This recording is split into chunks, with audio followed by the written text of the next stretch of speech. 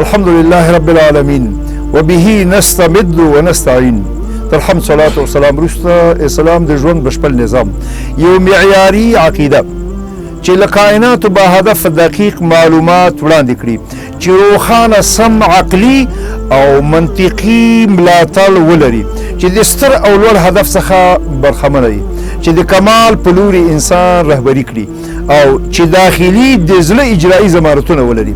که چیرې د کائناتو په هکله اساسي او دقیقه پوهه او هدف ونه لرو یو بهترین نظام ټینګښت نه مومي او نه انسان د کمال لوړو پوړیو ته رسېدلی شي.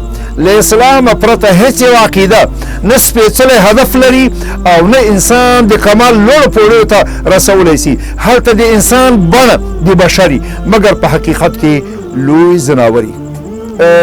په عقیده کې خلک ګڼې درجې لري. خلک د عقیدې په قوت او کمزورتیا کې توپیر لري. دغه حقیقت د یو مثال په تل کې څرګندوو. یو شخص د یو هېواد په اړه چې هغه یې لیدلی نه وي مګر له یو رښتیني شخص څخه خبره واوري نو خامخا ورباندې باور کوي. مګر که چیرې دا خبره د څو کسانو له خولې واوري نو بیا یې باور نور هم زیاتېږي او که چیرې د هغه ځای عکس وویني نو د شک لپاره ځای نه پاتې کېږي او که په خپلو سترګو یې وویني او د هغه هېواد په جادو سړکونو کې وګرځي نو محال ده چې له هغې څخه واوري.